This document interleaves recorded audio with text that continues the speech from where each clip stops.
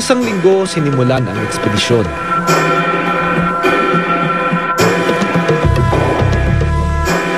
Sobrang taas na rin yung pinanggalingan.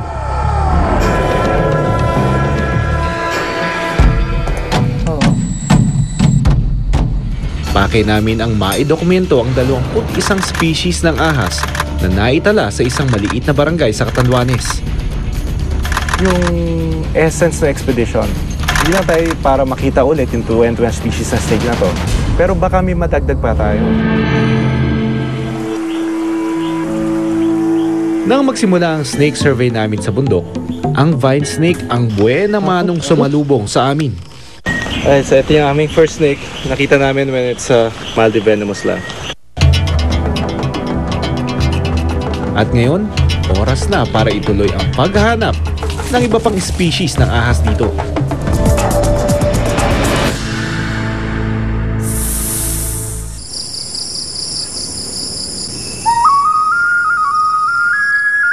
Dito ba tayo?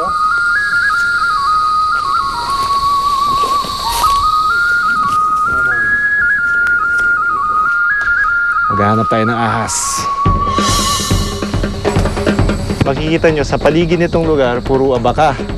Titignan namin yung mga sanga-sanga sa ilalim ng dahon. Bago pa namin isinagawa ang ganitong pag-aaral sa mga ahas, humingi muna kami ng permiso sa DENR. Dahil hindi basta-basta ang pagkuha ng mga hayop sa ilang, kailangan sumunod sa mga proseso at protokol.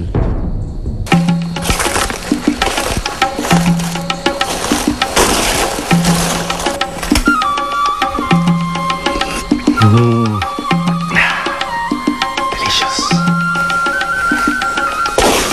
Sadyang magaling magtago ang mga ahas. Nagko-camouflage sila sa kulay ng kanilang paligid, kaya hindi agad ito mapapansin. Vine snake. Gaya nito. Again. Huwag tutuklawin. Op. Mas mahaba siya dun sa nakita natin kahapon. This is definitely feisty.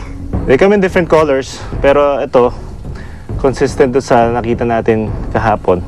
Balik natin kung saan natin siya. Oh, there you go. There you go.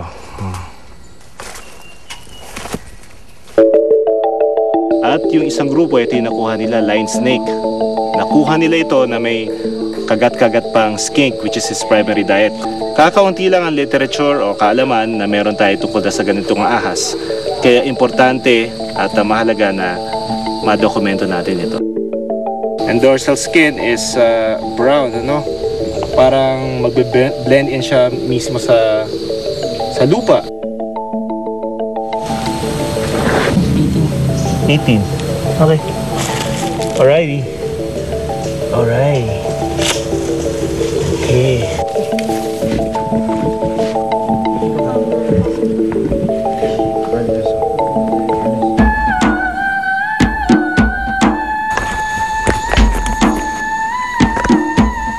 Hirap, pagod at maging gutom ang inabot namin para mahanap ang iba pang ahas.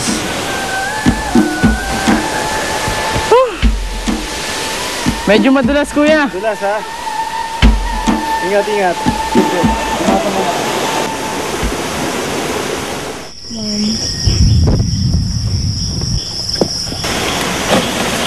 Pero sa tuwing sasapit ang dilim, umaasa kaming ang susunod na araw ay magdadala ng magandang balita.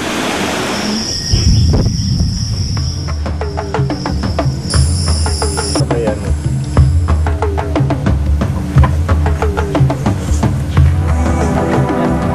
Ngayong araw, sa mataas na bahagi ng bundok kami pupunta. Aabutin tayo ng gabi, lilibugan tayo ng araw. Aabutin tayo mga siguro hanggang alas 7 ng gabi dito sa paghahanap. Dahil yung ilan sa mga binanggit niyang ahas nocturnal.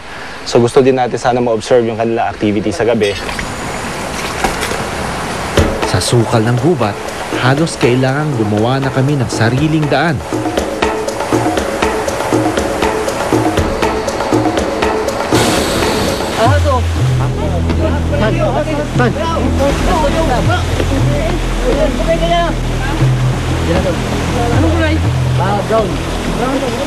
Pero mabilis itong nakaalis.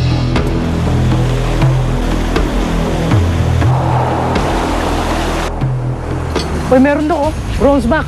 Eto. Teka lang. Okay lang. Matong bawa. Kapitan ako. Okay. Pero sa di inaasahan, Kuha. Ouch! Baba, kinakagat ako. Ouch. Nakagat ka? Okay. Baba mo. Teka lang. Oh. Nasaan yung katanag natin? Yan din? Sakit to. Kinagat ka? Saan ka kinagat?